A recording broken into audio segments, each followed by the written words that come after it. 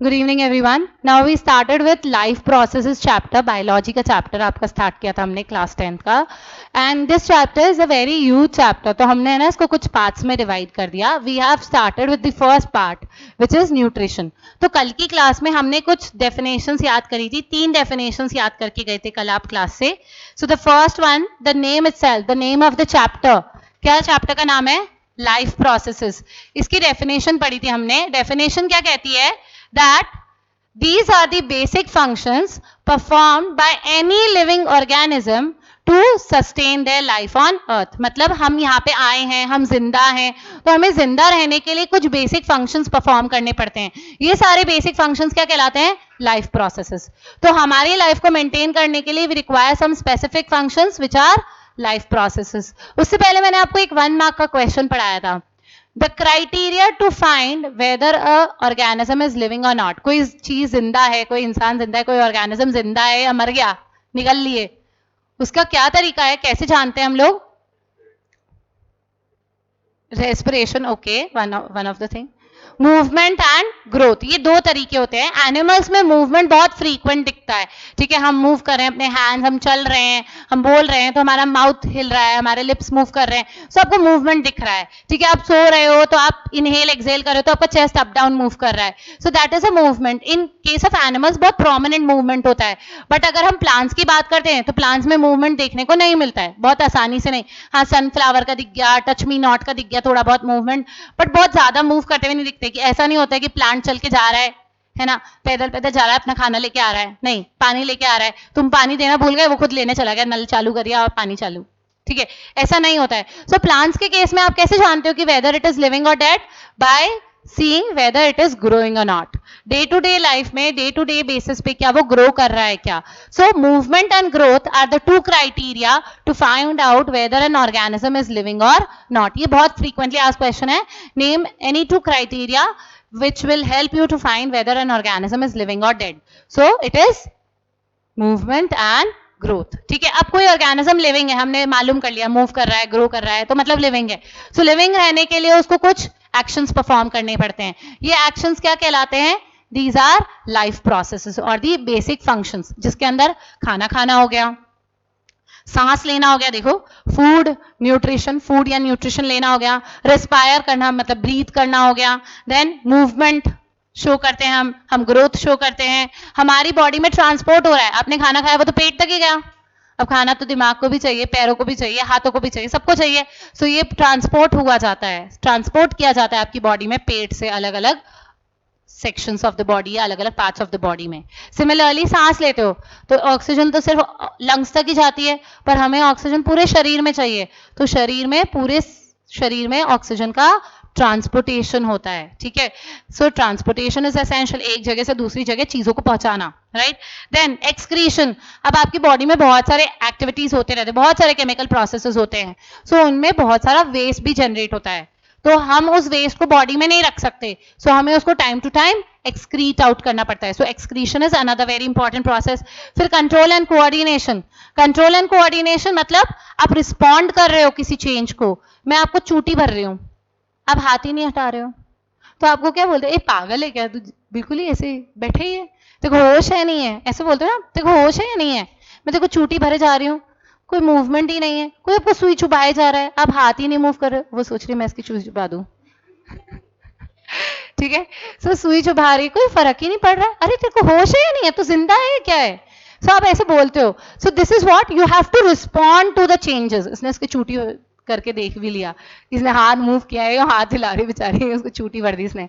सो चूटी भर दी, तो आप अगर मूव नहीं कर रहे हो, आप रिस्पॉन्ड नहीं कर रहे हो, आपकी बॉडी कंट्रोल्ड मैनर में नहीं है, तो हम क्या बोलेंगे? This person is not working properly, और इसके मैकेनिज्म ढंग से काम नहीं कर रहे हैं. अब आप ऐसे झूमते झूमते चल रहे हो, एक स्ट्रेट लाइन में चलने बोला, आप चल ही नहीं रहे हो, आप तो ऐसे वेवी मोशन में चल रहे हो, सो दिस इज रॉन्ग. आप अपनी बॉडी, आपकी बॉडी आपके कंट्रोल में नहीं है, आपको बोला सीधे चलो, आप टेढ़े मेढ़े चल रहे हो, सो यू आर नॉट, आपकी बॉडी जो है वो आपके कंट्रोल में नहीं है. सो कंट्रोल एंड कोऑर्डिनेट होना बहुत जरूरी है, कोऑर्डिनेटेड होना चाहिए.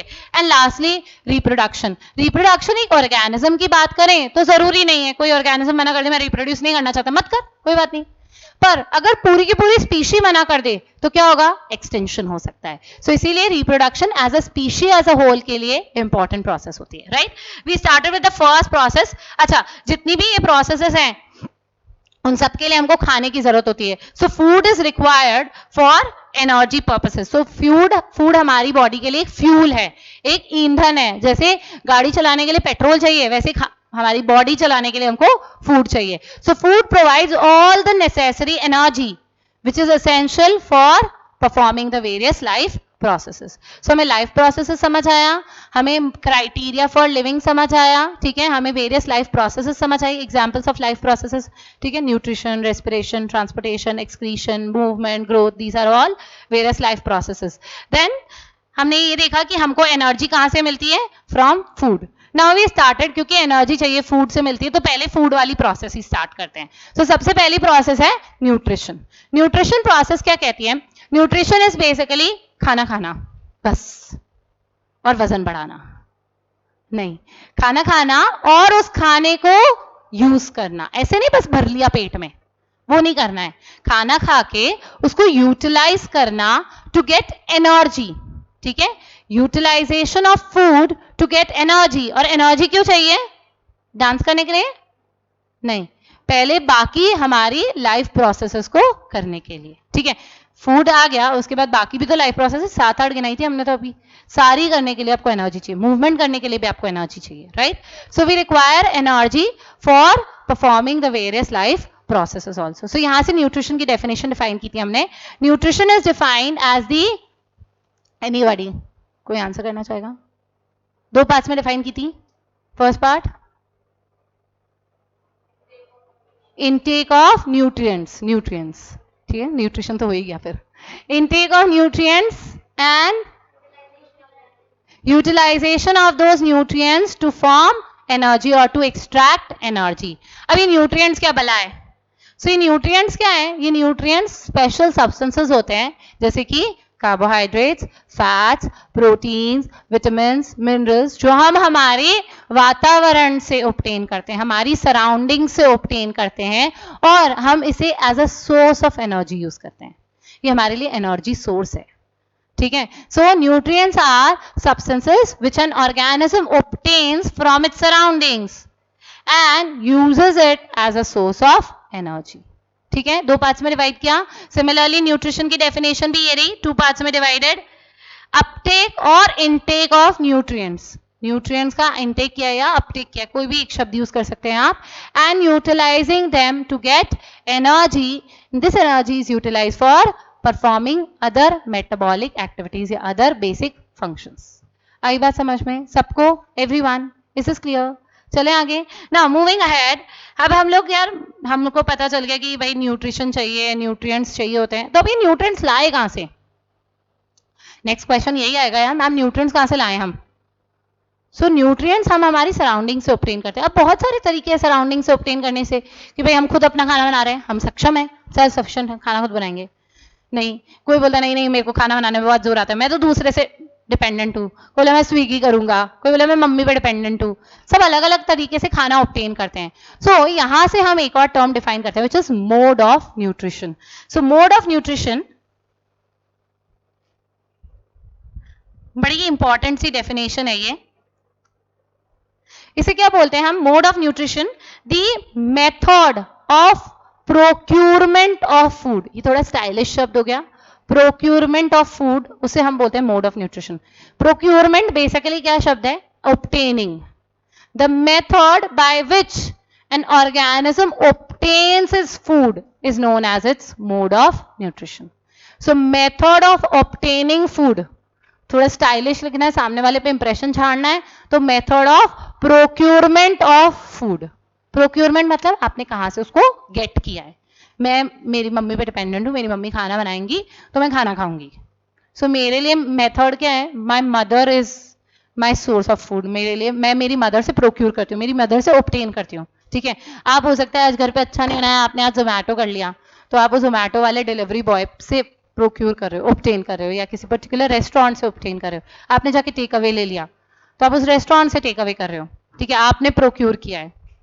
Right, so mode of nutrition is the method of obtaining food, food by an organism. अच्छा, डेड तो करेंगे ही नहीं, सब लिविंग के लिए ही है, लाइफ प्रोसेसेस लिविंग वालों के लिए ही है। सो method of obtaining food by a living organism is known as mode of nutrition। अब डिपेंडिंग अपॉन कि हम कैसे फूड ऑब्टेन कर रहे हैं, कैसे हमारा मोड ऑफ न्यूट्रिशन है, हम दो प्रकार के ऑर्गेनिजम्स या दो प्रकार के मोड ऑफ न्यूट्रिशन डिफाइन करते हैं। One is autotrophic and the other is heterotrophic. So depending upon how an organism obtains its food or depending on the mode of nutrition, there are two types of modes of nutrition. One is autotrophic and the other is heterotrophic. Types of modes of nutrition.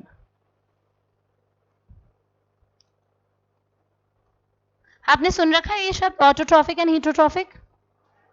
नहीं? Autotrophic and heterotrophic. अच्छा, ये कुछ ऐसा सुन रखा है क्या? Auto, hetero, hetero सुन रखा है? हीट्रो, हीट्रो शब्द क्या था? कुछ पढ़ा था? हीट्रोजीनियस मिक्सचर। यस, आई एक्सपेक्ट, मैं यही एक्सपेक्ट कर रही थी क्योंकि आपने क्लास 9 में हीट्रोजीनियस मिक्सचर और होमोजीनियस मिक्सचर वहीं पे हीट्रो शब्द पढ़ा था, राइट? अभी यहाँ पे हीट्रो, यहाँ पे इज डिफरेंट, ठीक है? सो हम पहले स्टार्ट करते हैं ऑटोट्रोफिक से। So autotrophic, very important section, this is a 3 mark category question, autotrophic and heterotrophic, ठीक है? So the first one is, इतनी बड़ी नींद आ रही है, रसगुल्ले यहाँ नहीं मिल रहे हैं। हाँ, autotrophic mode of nutrition. So here we say autotrophic, ये जो शब्द है ना, ये दो शब्द से मिलके बना हुआ है, ऑटो एंड ट्रोफ। ये आपको ध्यान रखना है। ऑटो का मतलब होता है सेल्फ और ट्रोफ का मतलब होता है न्यूट्रिशन, ठीक है?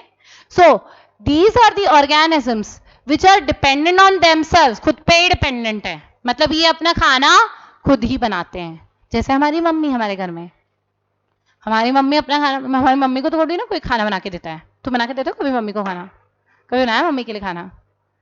नहीं, अभी तो नहीं बनाया होगा, थोड़े टाइम बाद अगर मैं पूछूं तो शायद आप बना दो, अभी तक तो नहीं बनाया होगा। मैगी चाय की बात नहीं कर रही हूं मैं, वो हर कोई बना के दे देगा, ठीक है? सो यहाँ पे हम लोग बात कर रहे हैं, सो द पर्सन हिमसेल्फ और herself is making their food ना। वैसे तो मम्मी भी ऑटोट्रॉफ में नहीं आएगी, पर मैं ऐसे एग्जाम्पल के लिए बता रही हूँ आपको।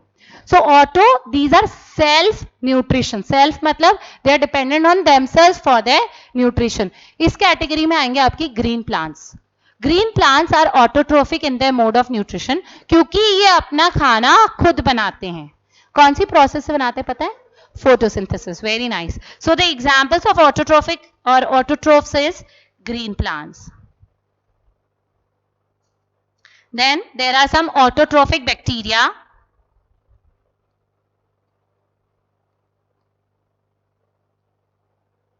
Then some blue-green algae, etc. are examples of autotrophs. अच्छा, अब मैं अगर autotrophic mode of nutrition को define करना चाहूँ तो कैसे define करेंगे? The mode of nutrition in which an organism obtains or prepares its own food. Prepares its own food using inorganic raw materials. Raw material तो चाहिए होंगे खाना बनाने के लिए, बेसिक रॉ मटेरियल चाहिए। जैसे आपको खाना बनाने के लिए चाहिए, आलू की सब्जी बनानी है तो बेसिक आलू, नमक, मिर्ची, हल्दी, ये सब चाहिए आपको, राइट? तेल चाहिए, हीट चाहिए, हीट भी चाहिए। बिना गैस के तो क्या ही होगा, कढ़ाई में सब चीजें डाल दी और गैस चालू नहीं करी, सब्जी बन जाएगी? नहीं। So you require energy also. Energy क्या? हीट एनर्जी के फॉर्म में चाहिए आपको।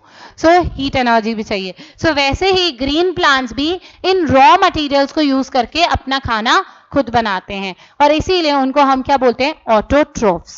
सो the organism which prepare their own food are known as autotrophs and the mode of nutrition in which an organism prepares its food is known as autotrophic mode of nutrition. Beautification आपको करना है। Term समझ आई? Autotrophic का मतलब क्या हुआ? खाना खुद बनाना, ठीक है? अब ब्यूटिफाई आप कर लो। मैंने पूछा अगर ऑटोट्रोफिक मोड ऑफ न्यूट्रिशन तो कैसे लिखेंगे? The mode of nutrition in which an organism prepares its own food using inorganic raw materials, ठीक है? और अगर मैंने पूछा ऑटोट्रोफ्स तो ऑटोट्रोफ्स क्या होते हैं? These are the organisms which prepare their own food. आपको थोड़ा सा आगे पीछे के वो prepositions, conjunctions और ब्यूटिफिकेशन खुद करना है, ठीक है। मतलब सेम ही है पर थोड़ा सा आपको आपसे जो पूछा गया उसके हिसाब से उसको आंसर करना है, राइट। समझ आया? चलें आगे। नाउ मूविंग अहेड, ये तो हो गया ऑटोट्रॉफिक।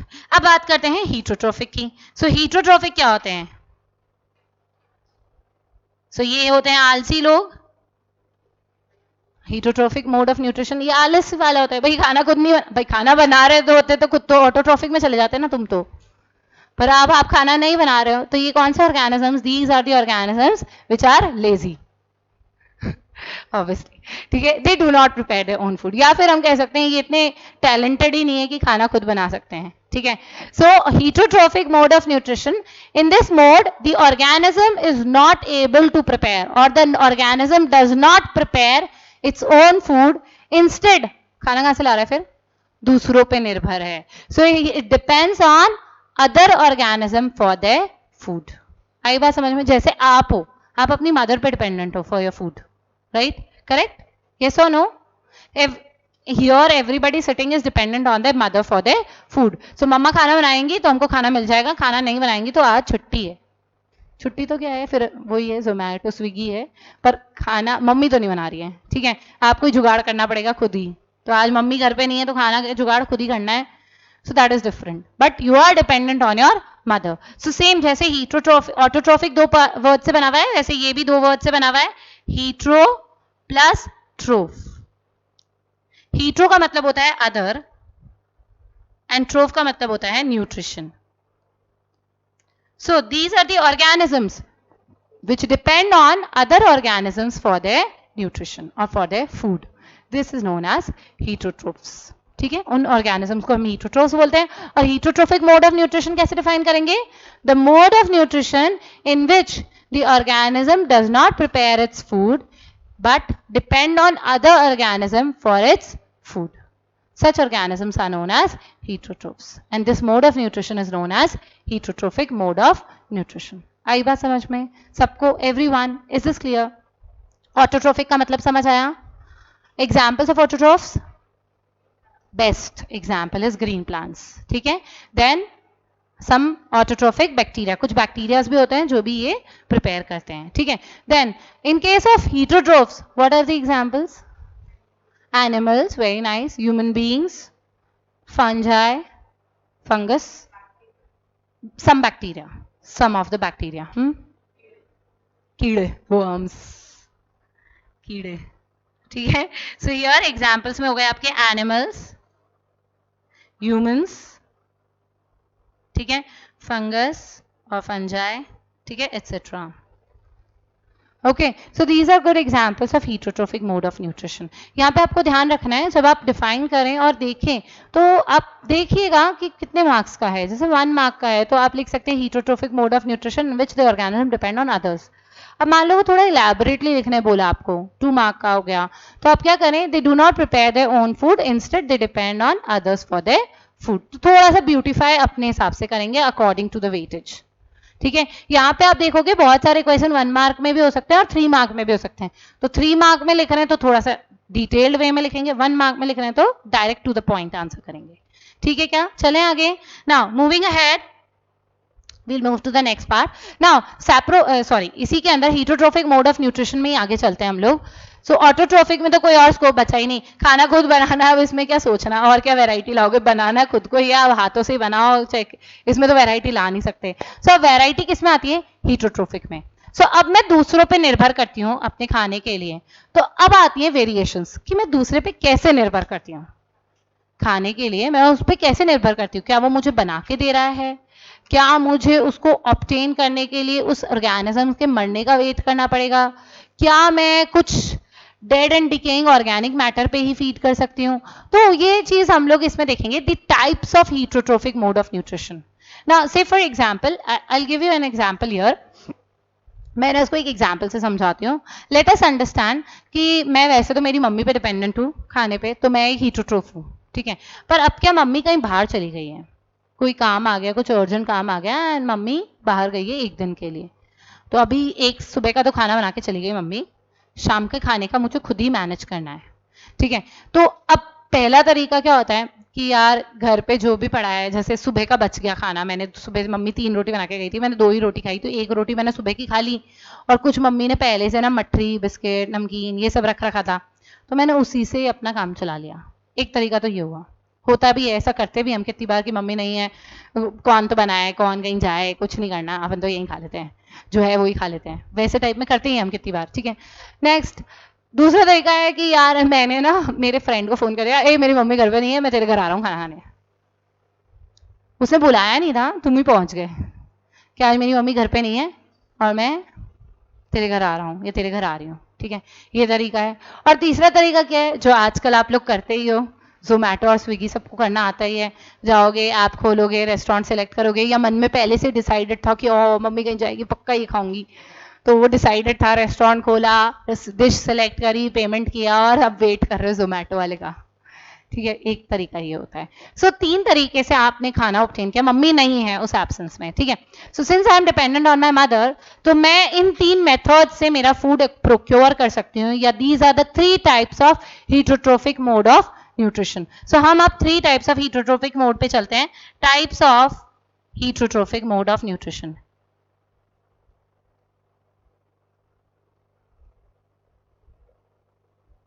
सो मैंने फर्स्ट वाला जो आपको तरीका बताया था, जो रिमेंबर मैंने फर्स्ट वाला क्या बताया था कि सुबह की 1 रोटी बची हुई है, थोड़ी सी मठरी खा लूंगी, थोड़े बिस्किट खा लूंगी, मेरा पेट भर जाएगा। दैट वाज व्हाट, कि आपने कुछ मैं ऐसा नहीं बोल रही हूँ, सड़ा हुआ नहीं बोल रही हूँ, बट क्या मैं कह सकती हूँ रॉटन फूड था, पुराना फूड था, या अगर हम मरा हुआ नहीं, दैट वॉज नॉट डेड। ठीक है, सो यहाँ पे हमने क्या बोला, हमने डिकेड फूड खा लिया, मतलब पुराना था तो हमने बोल दिया मतलब इट वॉज रॉटन, हमने डिकेड फूड खा लिया। सो यहीं से हमारा फर्स्ट मोड आता है which is saprophytic mode of nutrition. Saprophytic mode, ये मोड ऑफ न्यूट्रिशन क्या कहता है कि जो ऑर्गेनिज्म है ना वो dead and decaying organic matter पे फीड कर रहा है। डेड एंड डिकेइंग, यहाँ पे भी हमने भी वही रॉटन फूड खाया तो हम उसको क्या बोल दिए, डिकेइंग ऑर्गेनिक फूड है, डीके हो रहा है, खराब हो रहा है, हमने खा लिया उसको। ठीक है, सो दैट इज व्हाट, हमने क्या किया, हम फीड किस पे करें, डेड और decaying organic matter. So that type of nutrition is known as saprophytic mode of nutrition. यहाँ पे ऑर्गेनिज्म किस पे फीड कर रहा है, the organism feeds on dead and decaying organic matter. ठीक है, so here feeds on dead and decaying organic matter. इसके सबसे best examples, fungus, the best example of saprotrophs is fungus, fungi. They feed on dead and decaying organic matter only. ये fix, ये मतलब fungus सबसे best example है, they are the best saprotrophs. Saprophytic, तो वो organism क्या कहलाते हैं, saprotrophs. So the organism which feed on dead and decaying organic matter are known as saprotrophs, और इनका एग्जाम्पल है आपका fungus and some of the bacterias. Some bacterias also feed on dead and decaying organic matter. पर इसके अंदर है ना एक चीज नोटिस करने की है, सैप्रोफिटिक। अच्छा, आई will give you one example. आपने देखा होगा कभी कोई ऑर्गेनिज्म, जैसे कभी डॉग वगैरह को मरे हुए देखा है आपने रोड पे, तो एक टाइम के बाद आप वहां देखोगे बहुत सारे मतलब एक स्मेल सी आने लगती है उसमें से। सो दिस इज बिकॉज कि वो फंगस वगैरह उस पर डेवलप हो गए हैं and they have started breaking down its proteins, और फिर वो उसको एब्जॉर्ब कर रहे हैं। सो पता है क्या होता है, सैप्रोफिटिक मोड ऑफ न्यूट्रिशन के अंदर मैंने आपको बताया फंगस है। फंगस एक माइक्रोस्कोपिक ऑर्गेनिज्म है, बहुत ही छोटा सा। ठीक है, और डेड और डिकेइंग ऑर्गेनिक मैटर, वो कुत्ते की बात कर लेते हैं, वो कुत्ता इतना बड़ा सारा है। अब फंगस बोलेगा इतना बड़ा कुत्ता मैं कैसे खाऊंगा, तो वो क्या करता है, उसको छोटे छोटे पार्ट्स में ब्रेक डाउन करता है। तो ये सैप्रोफिटिक का एक बहुत ही इंपॉर्टेंट पॉइंट है, एक बहुत ही इंपॉर्टेंट कैरेक्टरिस्टिक है कि ऑर्गेनिज्म उसको ब्रेक डाउन कर देता है, फूड का break down into small small particles outside the body and then takes in. हम क्या करते हैं, हम उल्टा करते हैं। हमने रोटी का गस्सा खाया, पर हमारी बॉडी के सेल्स तो बहुत छोटे होते हैं, तो सेल बोलते हैं ये गस्सा अगर मैं खाऊंगा तो ये गस्सा पता नहीं 15-20 सेल्स को खा जाएगा, इतना बड़ा गस्सा है। तो हमारी रिक्वायरमेंट क्या होती है, हमारे सेल्स के लिए हमारी बॉडी में अंदर छोटे छोटे पार्टिकल्स में ब्रेक डाउन होता है फूड का। आपने खाया तो गस्सा, पर वो पूरा गस्सा एक सेल के पास नहीं जाता है, उसका बहुत ही छोटा सा टुकड़ा जाता है. सो आप क्या कर रहे हो, break down of food inside the body, whereas saprotrophs क्या करते हैं, break down of food outside the body. Right, so ये क्या कर रहे हैं, फूड का break down into simpler particles outside कर रहे हैं और फिर उस सिंपल फूड को अंदर ले रहे हैं. और हम क्या करते हैं, हम कॉम्प्लेक्स फूड खाते हैं और हम अंदर ब्रेक डाउन करते हैं सिंपल फूड में और फिर हमारे सेल्स को देते हैं. सो रिवर्स प्रोसेस हो रही है. समझ आई ये बात. It is a very exclusive feature of saprotrophs. और किसी ऑर्गेनिज्म में नहीं होता है. कोई भी ऑर्गेनिज्म बाहर ब्रेक डाउन नहीं करता है, सब ऑर्गेनिजम्स अंदर ब्रेक डाउन करते हैं. Only saprotrophs they break down their food into simpler substances outside the body and then takes up the food. आई बात समझ में. So here it's a very important point to remember, break down of food into simpler substances takes place outside the simpler substances takes place or occurs takes place outside the body.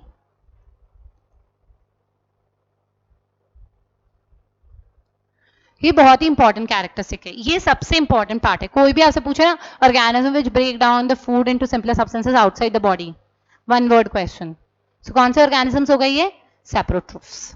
आई बात समझ में. So these are the organism which feed on dead and decaying organic matter. Examples include fungi and some bacteria.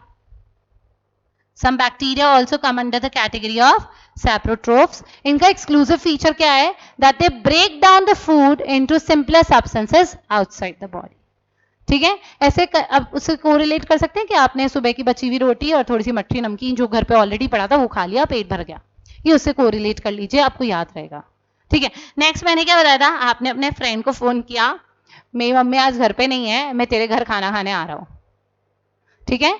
This introduces to the next mode of heterotrophic nutrition, in which we call it as parasitic mode of nutrition. Parasitic mode of nutrition क्या है?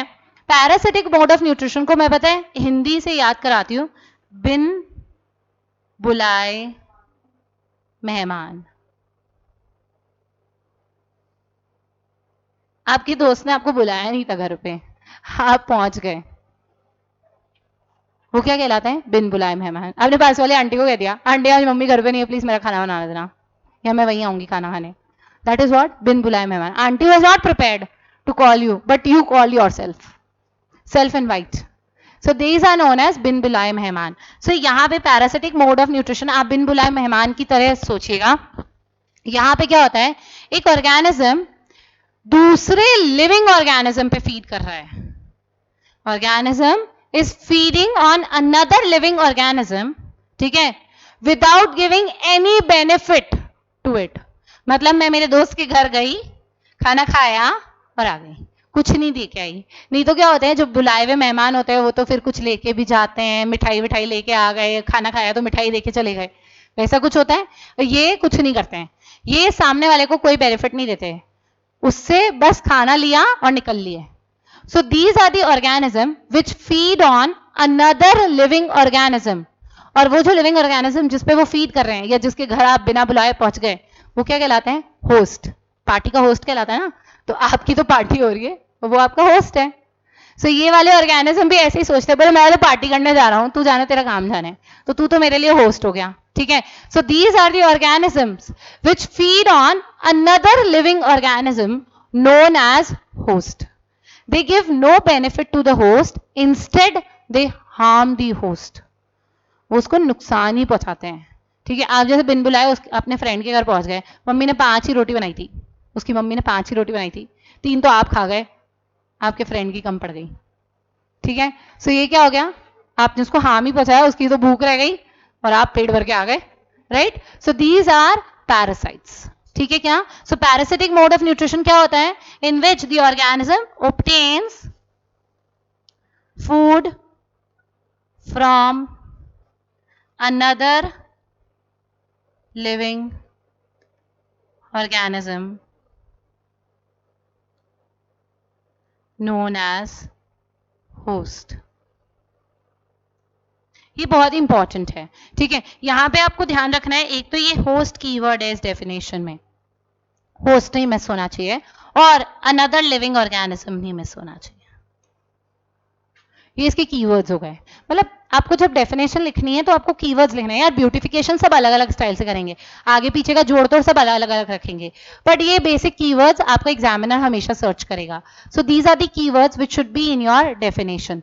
सो आप parasitic mode of nutrition को define करेंगे तो this is a mode of nutrition in which the organism obtains food from another living organism known as host. ठीक है? Now here we say the organism harms the host. हाँ या ना? Yes. ठीक है? So it harms. अच्छा, आपने बचपन में वो सुना है, वो जुएं हो जाती थी, स्कूल जाते थे तभी जुएं हो जाती थी सिर में, तो मम्मी कितनी बार बोलती थी तू है ना जुएं साफ करा ले, तेरा खून पी रही हैं वो जुएं। सुना है ये? खून पीती हैं। हाँ, these are a parasite only, the lice they are parasites only. वो आपका खून चूस रही है, मतलब वो आपकी बॉडी का न्यूट्रिशन ले रही हैं, राइट। सो आपकी बॉडी का, आप लिविंग हो, आपकी बॉडी का न्यूट्रिशन उसने ले लिया तो आपके डेवलपमेंट में कुछ ना कुछ तो प्रॉब्लम होगी, मतलब आपके डेवलपमेंट में कुछ ना कुछ कमी रह जाएगी, तो आपको वो हार्म करके निकल ली। सिमिलरली और कोई एग्जाम्पल दे सकते हैं आप? earthworms. Earthworms are also very good examples of parasites. ठीक है? So parasites के examples क्या हो गए? earthworms, lice और anything? कोई idea?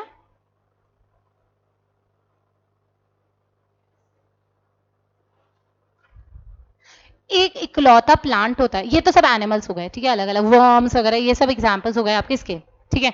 बट एक प्लांट भी होता है जो पैरासाइट होता है, दीज आर ऑल एनिमल्स, ठीक है। एक इकलौता प्लांट है जो कि पैरासाइट होता है, which is known as Cuscuta और अमेरबल। So plant which is parasite, बहुत ही इंपॉर्टेंट 1 मार्क क्वेश्चन है। Give one example of a plant parasite और a plant having parasitic mode of nutrition. So it is only one which is Cuscuta, और इसको अमेरबल भी कहते हैं, ठीक है, कसकटा और अमेरबल। It is a very important question, 1 mark category question पूछा जाता है ये, कि गिव वन वर्ड और one example of a plant which is a parasite, right.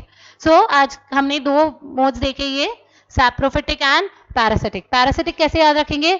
बिन बुलाए मेहमान। सैप्रोफिटिक, घर की जो रखी हुई मठरी नमकीन बिस्किट उससे हमने पेट भर लिया, मम्मी घर पे नहीं है तो। So this is how we defined here modes of nutrition. The modes of nutrition means method of procuring food or the method of obtaining food by an organism. These are of 2 types, autotrophic and heterotrophic. Autotrophic mode क्या होता है? It means auto means self and troph means nutrition. अब ये जिसकी definition हो गई, nutrition is that mode of nutrition in which the organism makes or synthesizes its own food from simple organic materials like carbon dioxide and water in the presence of sunlight. ये थोड़ा सा और beautify करके लिख दिया हमने definition को। इसका example देखिए। Examples include green plants, autotrophic bacteria, and other some blue-green algae.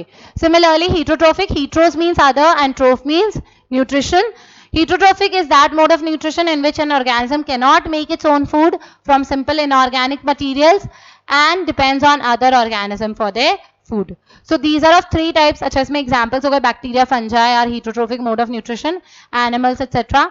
Saprophytic, parasitic and holozoic. So we finished off with saprophytic and parasitic. Saprophytic, in which the organism obtains food from decaying organic matter of dead plants, animals and rotten bread. ठीक है? And examples, fungi and many bacteria are saprophytic. Important point, they break down the complex organic molecules present in dead and organic matter and convert them into simpler substances outside their body. This is the most important feature of saprophytic. Parasitic, it is that nutrition in which the organism derives food from another living organism without killing it, known as host without killing it. यहाँ पे आप देख सकते हैं parasitic is observed in several fungi, bacteria, few plants like Cuscuta, amerbal, and some animals like Plasmodium and roundworm. I told you worms and all. So Plasmodium and roundworm. A parasite receives its food from the host but gives no benefit to the host. आई बात समझ में? चारों modes की definition याद रहेगी, autotrophic, heterotrophic, saprophytic and parasitic. Autotrophic अपना खाना खुद बनाना, हीटरोट्रोफिक दूसरों पे डिपेंड करना, saprophytic dead decaying organic matter पे फीड करना, और फोर्थ पैरासिटिक बिन बुलाए मेहमान. Very nice. हम लोग किसी दूसरे लिविंग ऑर्गेनिज्म से अपना फूड डिराइव कर रहे हैं. आई बात समझ में? Is this clear everyone? Alright, we'll continue with holozoic mode of nutrition in the next lecture. See you all tomorrow. Thank you. Bye.